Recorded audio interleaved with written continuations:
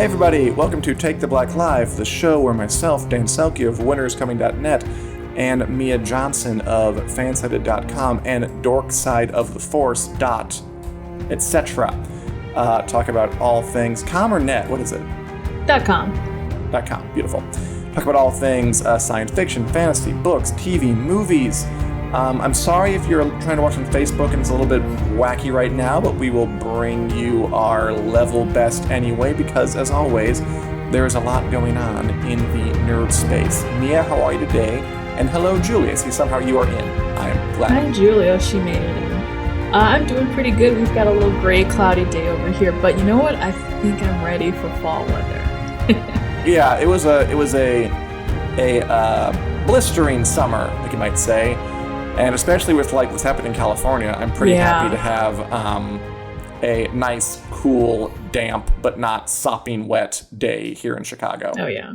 And I'm also happy to be getting plenty of juicy things to watch and discuss. As for example, Warner Brothers dropped the trailer for the movie event of the year, Dune. The movie from Denis Villeneuve. I'm pretty sure that's how you say it. Director of Arrival, Blade Runner 2024, adapting Frank Herbert's 1965 science fiction classic Dune for the big screen, the silver screen even. And they have a trailer. Hey, Lori, good to see you around there too. I thought we would watch it now and then talk a little bit about it because this could be a big deal. So let's dim the house lights. Let's get out the popcorn. Let's kind of settle into our seats and let's watch the trailer for Dune. Okay, that's a bit of the trailer for Dune, not the entire thing. It was very nice. Okay. By the way, James, hi from Hot Springs, California. Sorry about that, James. Our sympathies go out to everybody there. So please stay safe. I hope you're not watching this in a room as your room slowly fills with a weird orange obsolescence. People are actually comparing to Blade Runner 2049 on Twitter. Did you see that? Yeah, I saw that. I was like, why is that trending? And I was like, oh, I see why. Yeah, it's very strange. It's very 2020, I'll say that much.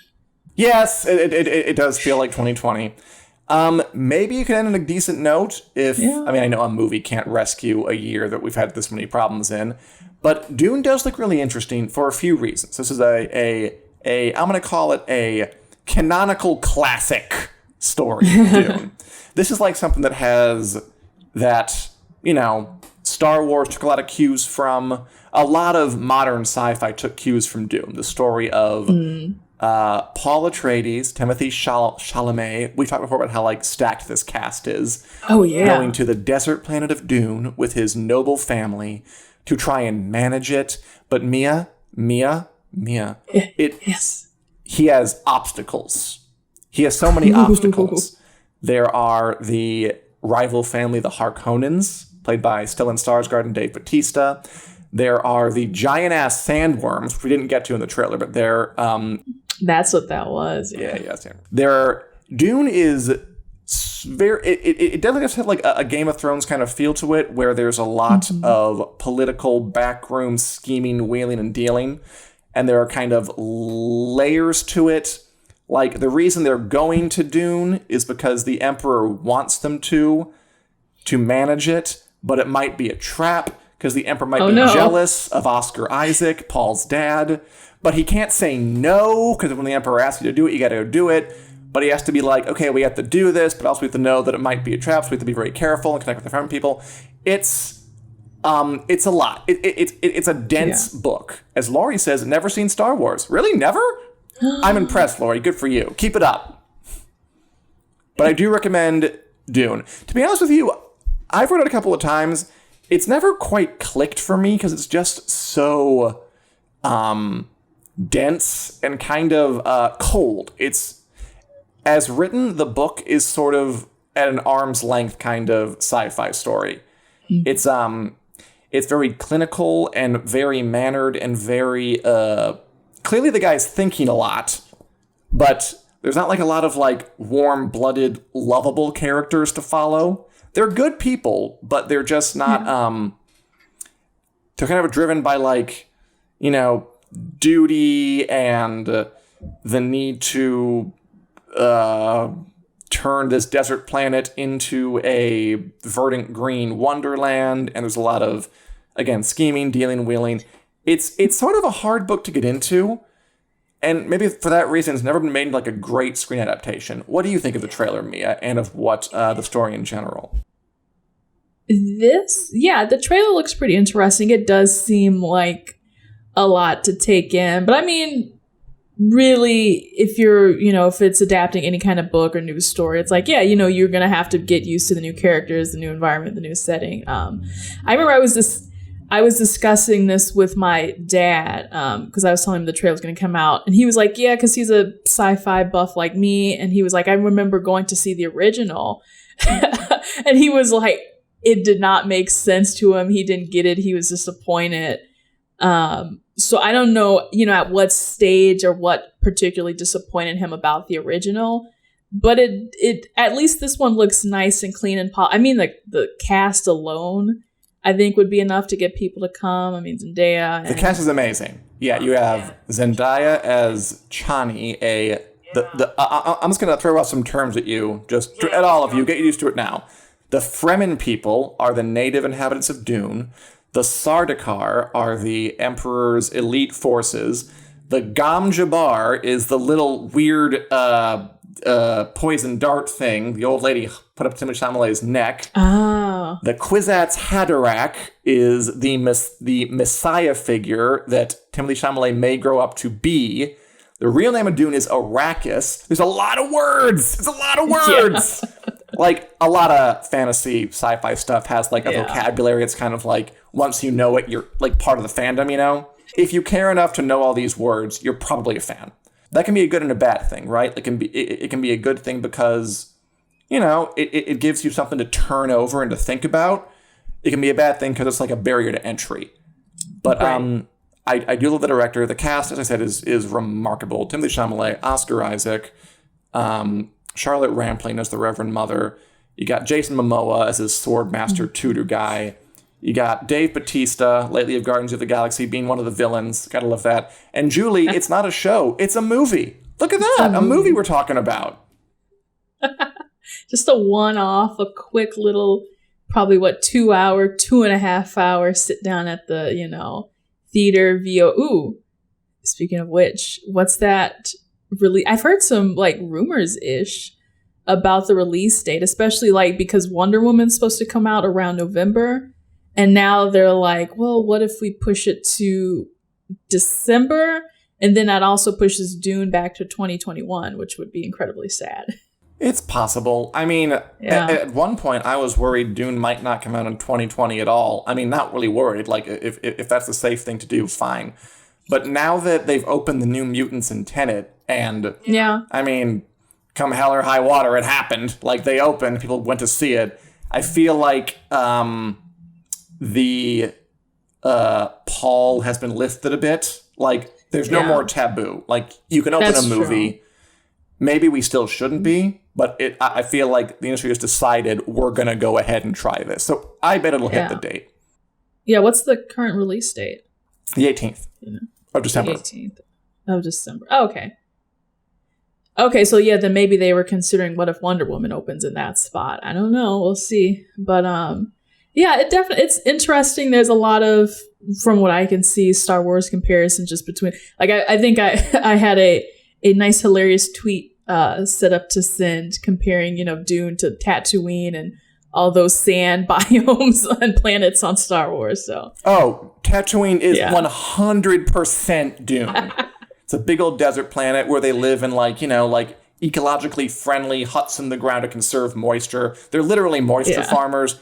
He stole it from Dune, which is fine. Everyone steals from everyone. And he put a kind of Flash Gordon adventure stamp on his version of it, where Dune is again very it's a bad word, but cold is the word I want to use for it. It's very sort of distant, but really rich and juicy, and I do enjoy it. And the visuals alone look fantastic. I mean, I watched Blade Runner 2049 and Arrival, and I could just kind of hypnotically watch those just for kind of the image kind of washing over me and having a good time. So I think it looks really entertaining, and it sounds like you guys in the comments are into it too. Mm-hmm. As Julie says, even better, I hope it's still on when theaters open here. I have gold class tickets from a Christmas present we haven't used yet. When do theaters open in Australia, Julie? I haven't heard about that. Because, again, they are open here in Chicago, Illinois. Whether they should be or not, it's happened. Yeah, I've seen some places in Australia have, like, upped their lockdown level, like, to a 4 out of 4 plan or something like that. So maybe it might be a little bit of time. Gotcha. Yeah. Anyway, any other thoughts on Dune, Mia? Looks pretty interesting. I'm excited. I got my daily dose of Oscar Isaac. I'm set. Yeah, again, just the cast is really remarkable. Like, I don't know how they got all this fucking one place. Which, it's one of those things where it's like, I hope it's, not flooding in a bunch of these celebrities, these great stars, and then that's the most redeemable feature about it. Aside from, like, okay, cinematography looks on point, and I don't think you can deny that, the effects, but then just the overall movie, I'm hoping matches the level of excitement, with the amount of big names in it. I will say, I wasn't wild about the trailer using, like, a Pink Floyd song for the background. That's okay. I was like, why? There's a song stuck in my head right now. Oh, yeah. It doesn't sound like that song. That's Eclipse from Pink Floyd. Yeah. It's like, all right, like, you're trying to sell this cool new sci-fi movie, and you're like, let's get a song that the boomers love. And it's just like, I don't know. It's just the right way to go for it. But I'm guessing the score isn't really quite done yet. So that's what I'm thinking. Oh, yes, Lori, don't worry. Walking Dead is up next. In fact, why don't we just switch over to that now? Yeah. After I advise you all that if you want to listen to us in podcast form, your way to work, at the gym, if you're still going to that, we are available on iTunes, Google Play, etc., and so forth. But yes, Lori, we are talking about Walking Dead because today there was some huge news. The Walking Dead, the zombie series that has currently at the end of its 10th season, going for a full-ass decade, is officially announced today, ending. No. Ending with season 11, which will be in 2022, I think. This is big news because The Walking Dead, okay, it is a historically successful series. I think it is the most successful scripted series in cable television history. Again, it's been on the air for a straight decade. It's gone through ups and downs. Yeah. It's had enormous success. Like back in those heydays of like seasons 4, 5, 6, 7, around that, like it was enormously watched. Ratings kind of like after that, but it was enormously popular. And it still has passionate fans. And the way that AMC sometimes talked about it, it felt like they were going to keep it going literally forever. Like, there was a point where the AMC executives were like, well, I can see it go for 20 seasons. And we were like, how? And then shortly after that, Robert Kirkman, the guy who wrote the comics, wrapped them up. Like, and surprisingly, do you remember that? Like, it was like a surprise final issue. Like, whoops, it's done. I didn't know, because that was going to be one of my questions. Like, have they caught up to the comic, or like, is there enough comic book material to go off of? Is that over? Is that going to keep going? So that is also interesting to kind of know that they're like, okay, we're about to put the brakes on this train. As Julie says, she actually likes it now. And Lori says, yes, it's time. I feel like that is a sentiment I'm seeing a lot of online. Like, the sentiment seems to be, there are folks who love it, and I watch it sometimes. I'm not like a passionate Walking Dead fan. That maybe the show has kind of overstayed its welcome a bit and probably should have ended a couple of years ago. And I certainly don't get the idea that folks wanted to go on for like 20 seasons. Especially since they're like losing cast members left and right. Like, yeah, like Andrew Garfield is left last season. The woman who plays Michonne, Black Panther, I forget her name. Denai Guerra, Yeah. Left, who played Michonne. Carl is gone off the show. Yeah, unfortunately, it seems like, and again, I don't know the whole scope of it, but somewhere around the Negan era. Yeah. And that was really exciting. It was, heartbreak. Like the Glenn stuff was very heartbreaking and all of that.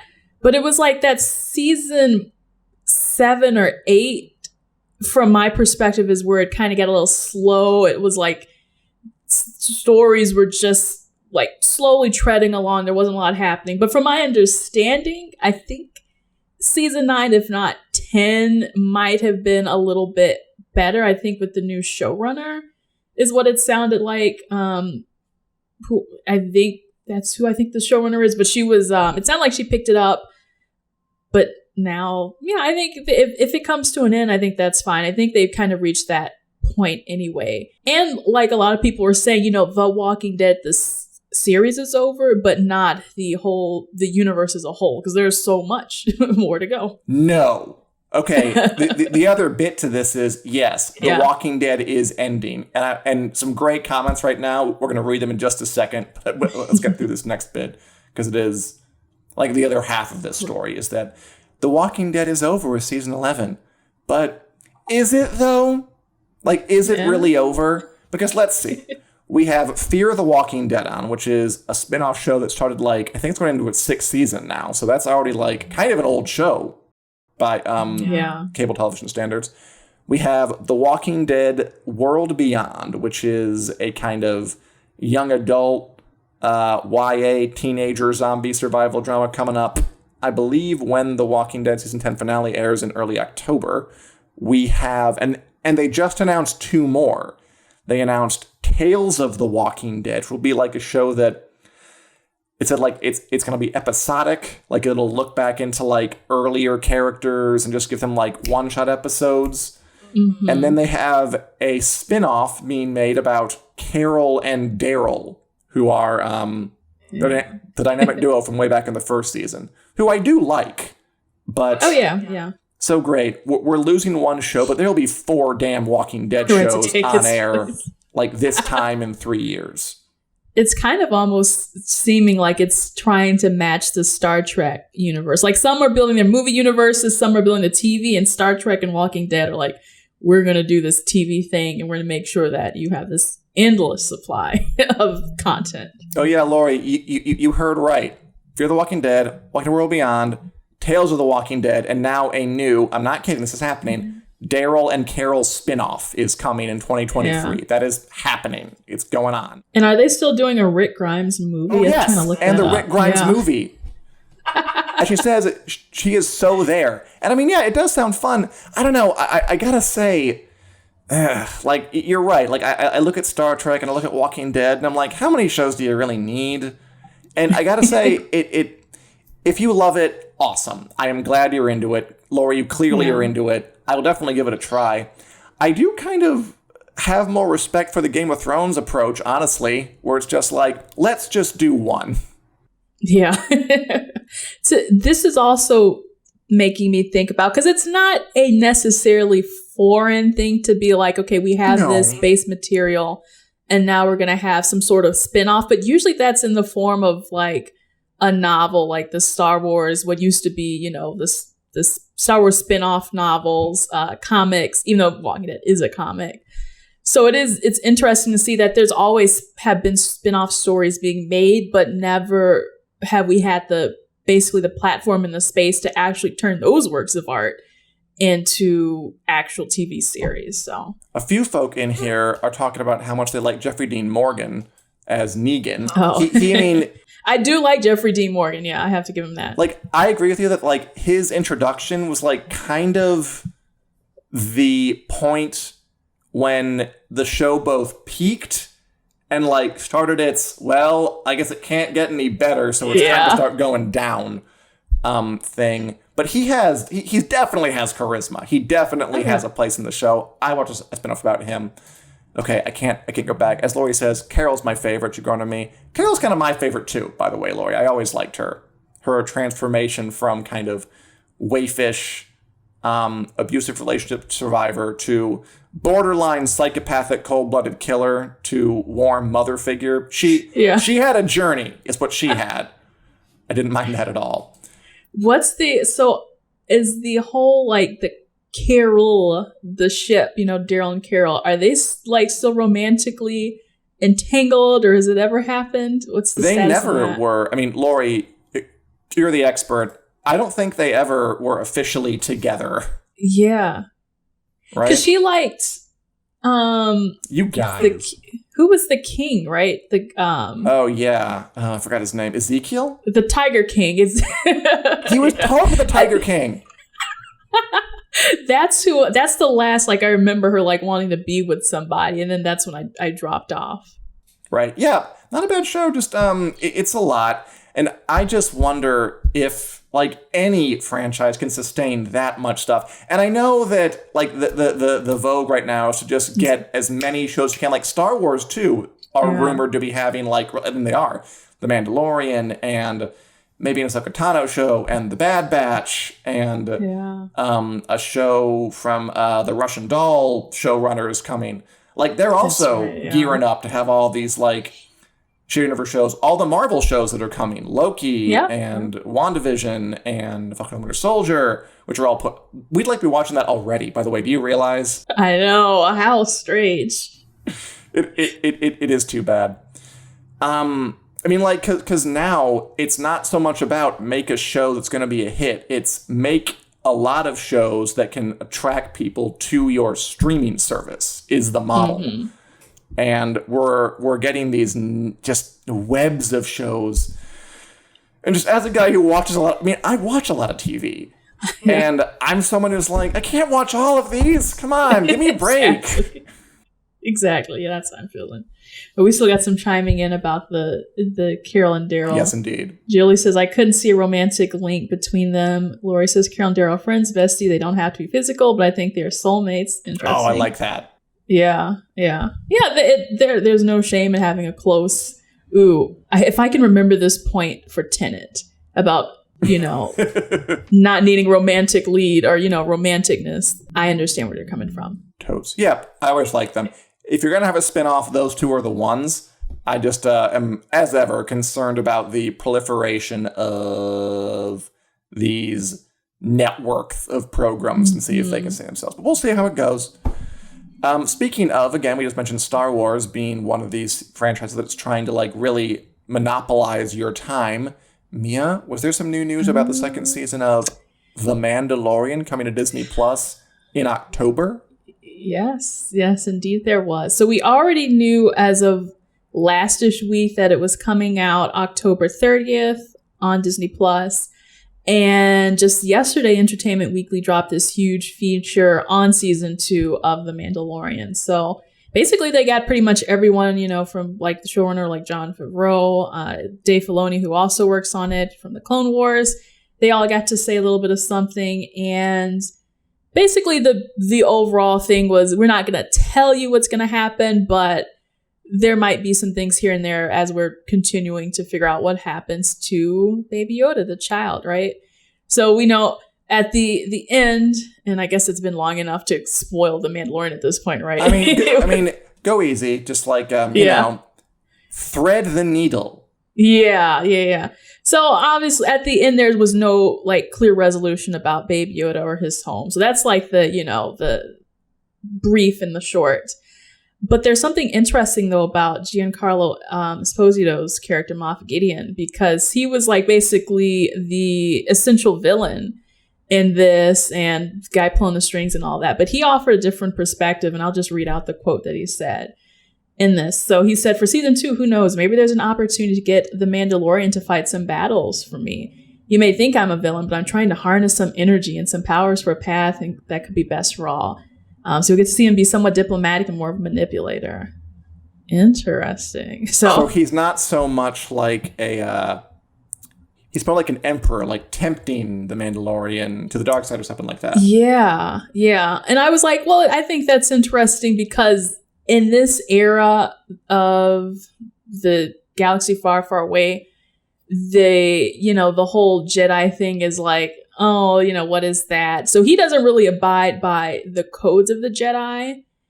He's more of, actually, no, what I'm trying to say is, because now I'm like thinking about the Star Wars timelines. And I'm like, wait, okay, this show takes place then, and then this takes place between this and that. After Return of the Jedi, before The Force Awakens. Right. So, yeah, there are Jedi, but his whole thing is like he is not part of that, right? Whatever the heck is going on between the Sith and the Jedi or, all that stuff, he could care less about. I certainly hope so. He's just more of this neutral kind of guy. He's a bounty hunter. He hunts, he gets his money. So that's why I can see it being a possibility of him teaming up with the so-called bad guy. And especially if it's, in the benefit of Baby Yoda. Yeah, I've said before, and I know that like Julie and there's some folk on here who aren't believers. Like, if you can watch the show and you haven't, and you're not a Star Wars person like I am, it was so entertaining. It was so much fun. Because you know why?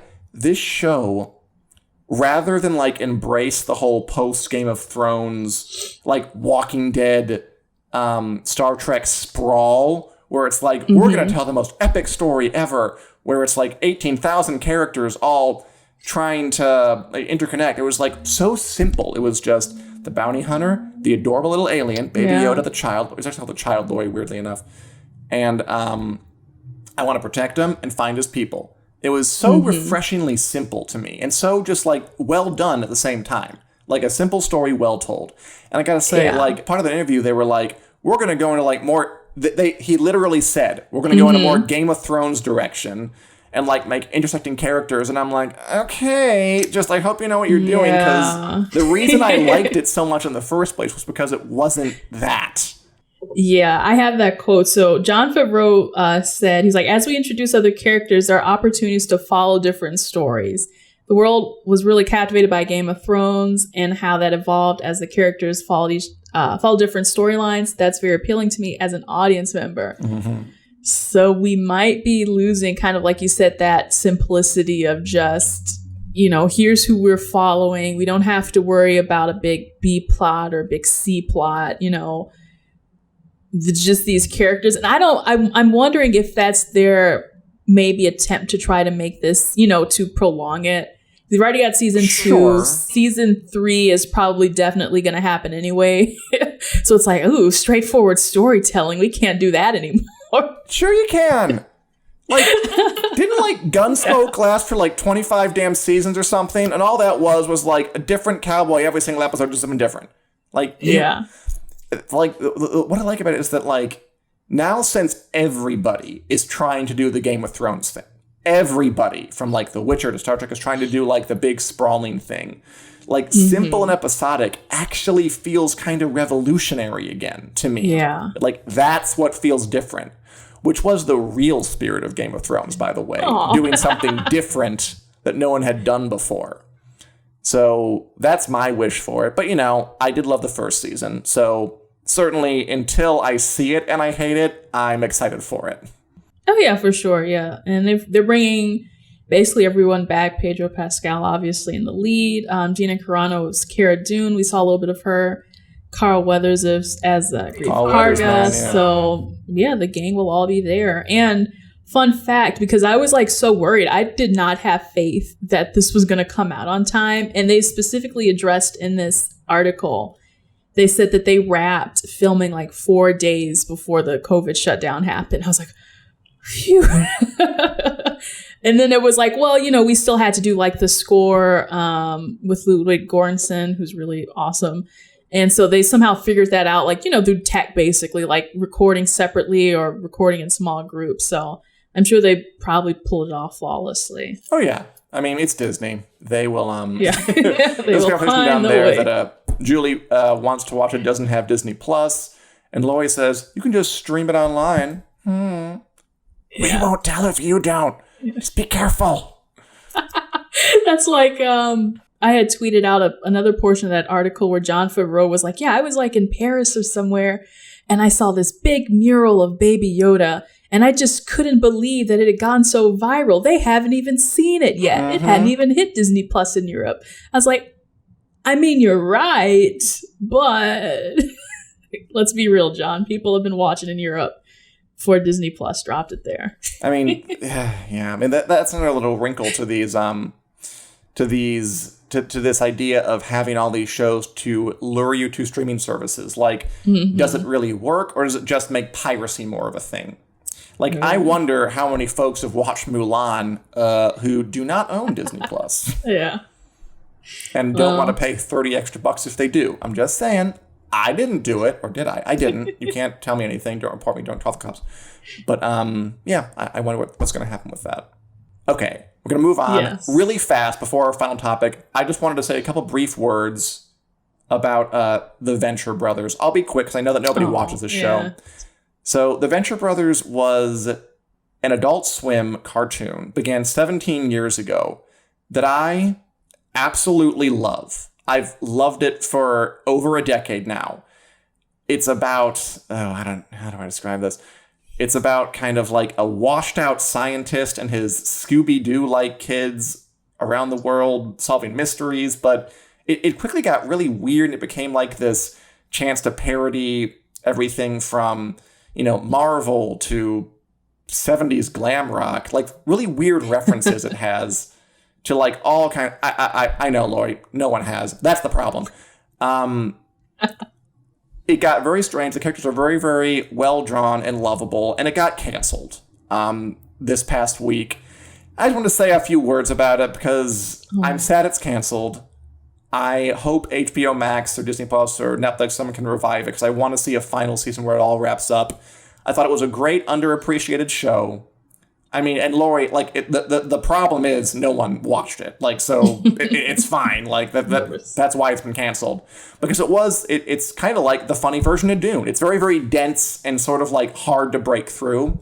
But once you did, I thought it had a lot of rewards to give you. Lots of memorable characters, one-liners. I always felt like my pop culture knowledge got kicked up after I watched it because the references they made were so, like, not the normal nerd references. Really? That I would go on and be like, what are they talking about? And, like, I would learn things about these obscure sci-fi fantasy that I've never heard about before. They were just really on top of that. It was a very singular, unique vision, and I love that. Mm-hmm. This is not a show that was going to just jump on the Game of Thrones bandwagon just like everybody else was. The show always went its own way. And for that reason, it probably never caught on as big as it might have if it kind of played to the broader audience. But I love how singular it is, and I'm very sad it's going away. And Netflix, Disney Plus, HBO Max, if you're watching this, and I'm sure you are, please revive the Venture Brothers for one final season 8. Thank you. Oh, this has been a message from Dan. A message from Dan Selcke. And that's it. And then we'll stop at that because I know it's not like a super, hot topic. And let's go on to something that is. Well, let's read Julie's comment here about television. Blah, blah, blah. Okay. Yes, you need to do something today before the Wheel of Time starts. That's for sure. About getting TVs. Yeah, I'm looking forward to that too, Julie. I'm almost done with book 3. And I'm going to be well into it by the time that TV show starts. And I'm going to be all over it. Looking forward to it. Okay, for a better topic, Mia, you again brave the movie theaters. Mia Daredevil Johnson here, just going to the theater, risking life and limb. And you saw Christopher Nolan's Tenet. Yeah. What is it? How is it? Oh, I sure did see it. Oh, man, did I see a movie? Wow. Yet again, I come on this wonderful program to express how super duper impressed I was about such a ambitious film. And I think this has kind of been the sentiment that I've seen from like a lot of people. Now, I will say, I'll start with some pros because there's some good things to say. How nice of you. The leads obviously were phenomenal. It's a David Washington. I don't know why I've like heard his name 700 times by now. The leads, Robert Pattinson. Well, I mean, how could they make? I don't remember the guy's name. Just saying. Let's see, John David Washington. Okay, John David Washington was phenomenal. Robert Pattinson, Elizabeth Debicki, and also Kenneth Branagh were all in it. They all acted the part. It's like it is a. When Christopher Nolan makes a film, he really makes a prestigious film. He does. Christopher Nolan loves his highfalutin, high-quality, pristine movies. He doesn't want you to pirate this. He wants you in the theater. Oh, no. Because if you don't see it in the theater, Christopher Nolan, you'll ruin the experience.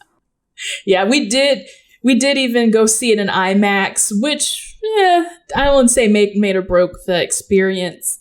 But where the action is really great, and I see where he was going with, to me, this was a little bit way too ambitious, a little too, I think people have boiled it down to confusing. Yeah. Like, what is it? Like, what's the plot? So excellent question. All I know is like spy thriller. Yeah, it really is a spy. And again, John David Washington makes a great spy, but it's like he is some sort of operative, some sort of spy, and he gets picked up by this agency called Tenet, and they're basically like, we need you to track down this. They find out about these in what they call it inversed materials. So like if I have this and I drop it, I can actually just pick it up. If it's on the table, I'll pick it up in reversed action. Again, it's I already can do that. not I can pick things up. How's that impressive? Right. So it would do, okay, so this is lip gloss, right? This is my magic. Okay. Lip gloss is on the table.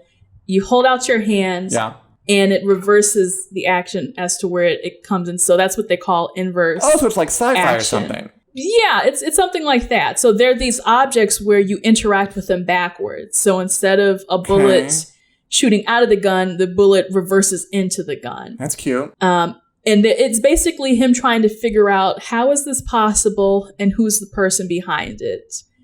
And along the way, that's where you get Robert Pattinson to help him and Elizabeth Debicki to help him. And I think that's the confusion seeps in, obviously, because you're like, well, how do you do this? Why is it important? Who are they looking for? Nolan just really kind of cuts to the chase, but he cuts to the chase a little bit too quickly to the point where you're like, whoa, how did we get to this certain scene? And I'll wrap up. It's not like Inception where eventually Inception made sense. This to me still has a couple of, I don't know if you would say plot holes or just to me, it just wasn't executed right or it wasn't explained right. So that is my lengthy, it's a 2.5 hour movie though. So for me to try to condense this into a 2 or 3 minute spiel is not enough time. I mean, I haven't seen it. I will tell you, I do not buy the cult of Christopher Nolan at all. I've thought every movie of his I've seen after The Dark Knight was oh man. No, I'm sorry. Inception was fun, but people are talking like it's the next coming of 2001: A Space Odyssey, and I'm like, dude, it's not that amazing. Interstellar bored me. What was it? Dunkirk? Boring. Even The Dark Knight Rises was just not up to the level of... Dark Knight was great. I loved Dark Knight. Yeah. That was solid, Lori. I agree with you with that. But the rest of them, I feel like he may have gotten to the point where he's been told... he feels like a guy who has been assured he's a genius and is sort of letting all that hang out on film. And if you ask me, it hasn't really made many movies really worth crowing about. Mm-hmm. And I know, he has a passionate group of followers. I'm not one of them. And I'm not sure if I would have seen Tenet even if we weren't beset by a plague. Yeah. I thought I was, a fan of his. I think I really just like Memento, and I really like... Memento was good. Yeah, his early one. Inception, of course, Dark Knight. But yeah, after that... It seems like he's always trying to out Nolan himself, which I feel like it reaches this bubble or this peak. And to me, Tenet was definitely that peak where it's clever, but not clever enough for you to pull off, the good idea in your head. So sorry for that, Christopher Nolan. Soundtrack though, Ludwig Göransson, that is amazing. If you hear everything is booming and deafening, but I will give it that. I would hope that he gets an Oscar nom for that. Cool. I do love that composer because the Mandalorian soundtrack, back to that again, amazing soundtrack. Oh, yeah. I love that soundtrack. And again, I'm not usually a guy who's the music is amazing, but that one stood out to me when I was listening to it. I could listen to this. It's like spaghetti western meets space opera meets something new and original. Loved it. So I'm glad you found Tenet to be mediocre to good. Yeah, that's a good. I did watch Mulan though. That one was a little better. I didn't watch that one, but again, definitely not the same as the original, but I think it's got that Disney live action charm to where it's I guess I don't hate it. It's it's pretty good. I'm watching more of The Last Kingdom. Finally, I'm finally getting really into it. I'm deep into it now. I've taken forever to get to that, but it's finally happening. And I thought we'd end on a little preview of a show coming to Netflix. I think in just exactly a week, the 16th. Criminal, which stars Kit Harington, aka Jon Snow, as a smug real estate agent accused of sexual assault who tries to weasel his way out of prison. I thought, might want to know that. That's a fun reversal, right? I imagine he played Jon Snow, was all honor, duty, yada yada. It was I want to play a jackass. And so he got on this role and just played a real dick, to quote his co-stars. And could be a fun watch if you want to displace yourself and have a little bit of a, you shouldn't be saying those things, Jon Snow. Watch your mouth experience on the 16th. Anything else you're watching, looking forward to? Comments to make, Mia Johnson? Oh, man. No, I think I'm all tapped out. We had a lot to say. We did. I mean, come on. How does it happen that, on one day we get a Dune trailer? The Walking Dead is ending. The Walking Dead was one of those things that, seemed like it would never, ever end in a million years. And just, know. I guess it's over. I wonder if and keeping up with the Kardashians. The Kardashians! Yeah. Not really our beat, but, that's but also still. an institution. That's 20 seasons. God, 20 years, huh? Yeah, the end of some eras. And they all are still alive. Good for them. This is where we end the show, huh?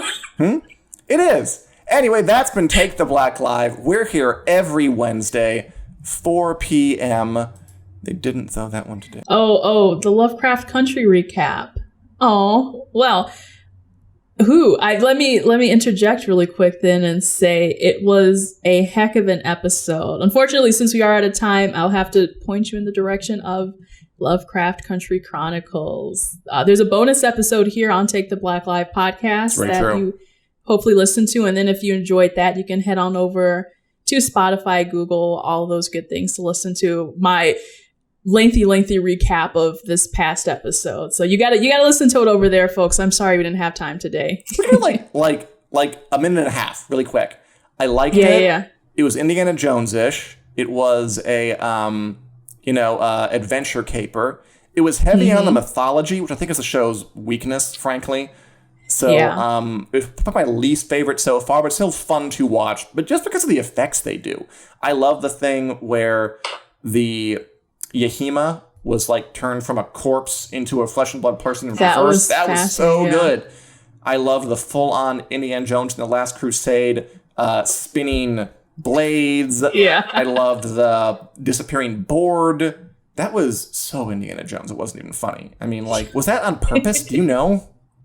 I wonder. Yeah, I was what was I guess we know what the inspiration was. It's pretty blatant. That was very fun. It was a lot to put you through. Again, I always show off the notes that I have to take for each episode so we can have a discussion.